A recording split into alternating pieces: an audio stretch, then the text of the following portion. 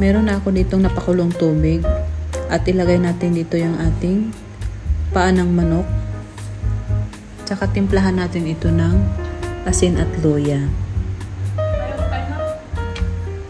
Pakuluan natin ito ng mga 15 minutes.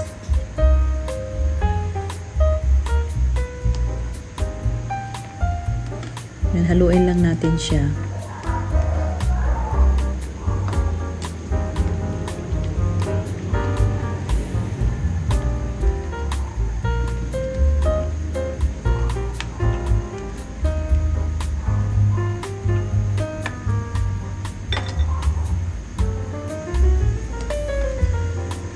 Tapos hahanguin na natin para hindi naman siya madurog or masubrang luto. Sa ating kawali ulit, maglagay tayo ng mantika. Sunod natin dito yung sibuyas, bawang. Gisahin lang natin ito hanggang maluto yung ating sibuyas at bawang. Sunod na natin dito yung ating paa ng manok o adidas kung tawagin sa mga Tagalog. So ayun, at haluin nyo natin to.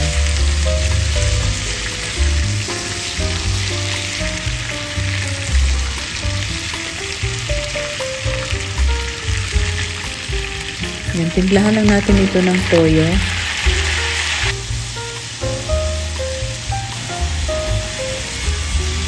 Liquid seasoning, paminta,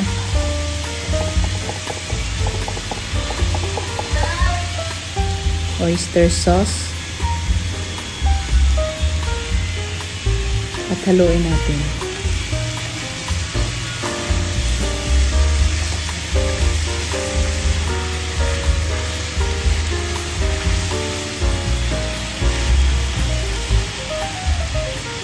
Takpan muna natin ito ng mga 5 minutes. And after 5 minutes, munti ka nang masunog. So, maglagay tayo dito ng Royal. Pwede namang Sprite or Coke. Subukan natin itong Royal lang ating ilalagay. So, haluin muna natin siya. Hindi na tayo naglagay ng tubig. Ang sinabaw lang natin is yung Royal. Promise, subukan nyo to, ang sarap. Tapos lutuin natin ito hanggang lumambot yung ating paa ng manok o adidas. Tapos naglagay na rin ako dito ng dahon ng paminta at saka durog na paminta.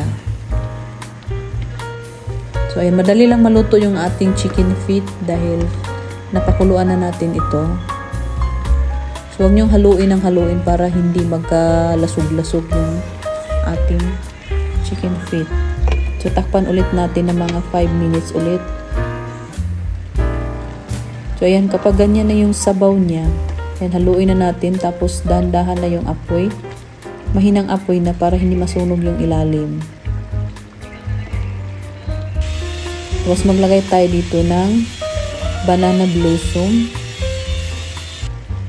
Or anong tawag dyan.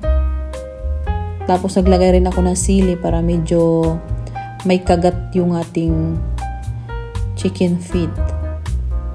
Ayan, at luto na ang ating humbang paa ng manok. Napakasarap, grabe. Subukan nyo ito.